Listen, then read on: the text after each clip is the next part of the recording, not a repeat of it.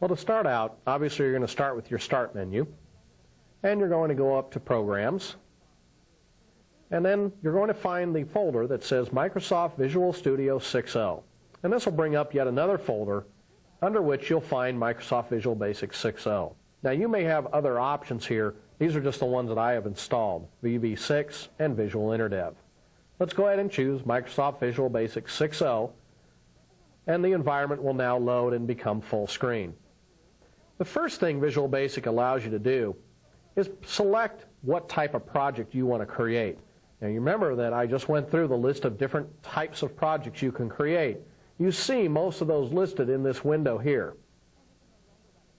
We're going to start out with just a regular old standard exe.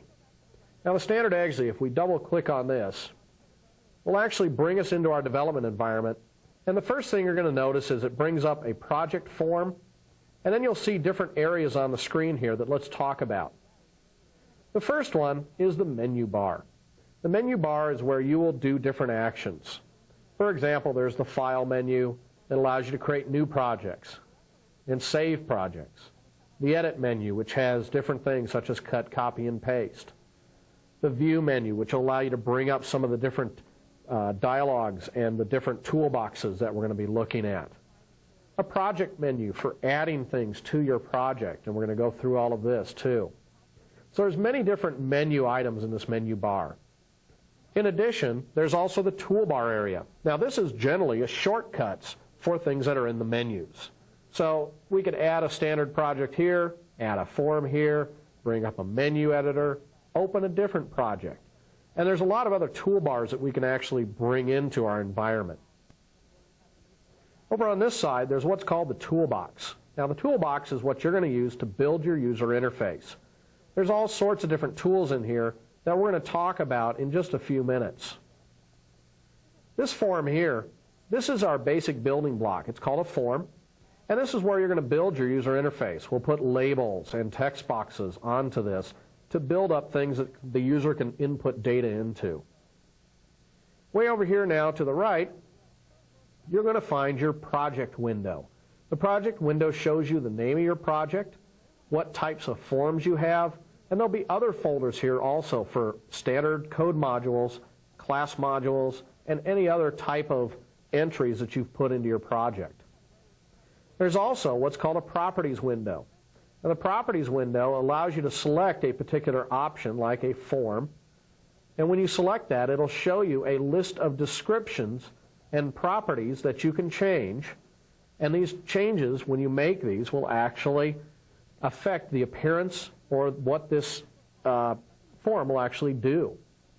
Every time you click on a new property, you'll get a new description down here in the description window. Now you may or may not have this form layout window on your screen at this point too. The form layout window allows you to take this form and tell it where it's going to pop up. So if I were to place it here, it would always appear in the upper left-hand corner when I run the application. If I were to move it down here, it would actually appear in that lower right-hand corner. One of the things I have done in my environment is I have right mouse clicked on this, and I have chosen the resolution guides. If I turn these off, you will just see a big wide screen.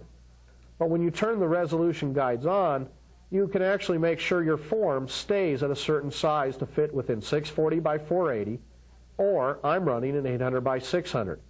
If I were to increase my monitor resolution to 1024 by 768, you would see an 800 by 600 line here, and then you can see and position your forms accordingly. Well, that's a good look at the Visual Basic environment. There are other windows that come up that we'll see as we go through this application. But for now, let's actually learn how to set up your Visual Basic environment right the first time.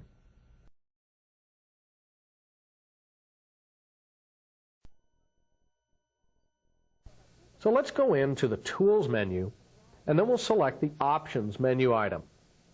When you do this, it will bring up an Options dialog box, and there are several things in here that you're going to want to make sure you do. First off is you may want to uncheck the Auto Syntax check. Kind of depends on whether you want to have a dialog box pop up as you're editing your source code and you get something wrong, or if you just want the syntax to actually appear in a different color that signifies that you got something wrong as you typed in. Also, you want to make sure that you choose the require variable declaration. This is a holdover from the old days when you didn't need to actually dim a variable or declare a variable prior to using it. Please make sure you check this, as this is going to really help you eliminate a lot of bugs as you code. The other thing you want to do is set the tab width to anywhere from 2 to 4 characters. The default will be 4, but I like 3. It just seems to be kind of a comfortable tab width for me. But again, this is something that's going to be kind of programmer independent. There's some settings down here for how you want to do your windows, your code windows. I like to actually default mine to full module view with a procedure separator between them. And we'll see an example of this a little later. A lot of times when I'm training, I will turn this off just because I like to see things very short blocks of code. The editor format is where you can actually choose, if you have a syntax error, what's the foreground color you want to use? What's the background color you want to use? And maybe there's a certain indicator. You can do this for just about any type of text that you happen to have in your source code editor. You may also choose different fonts. The standard is Courier New. I'm going to set mine to a little bit larger, 12 point, just so that you'll be able to see it better on the monitor.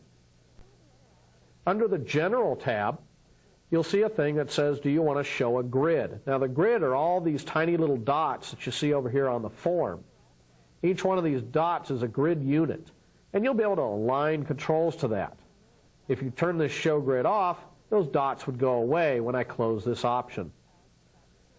Also, the grid units. Yours probably says 120 right now.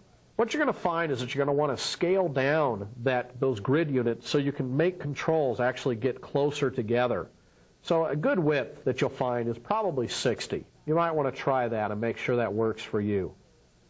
There is a snap to grid option, this align controls to grid, so that as you're drawing the grid, it will go to the next higher grid unit.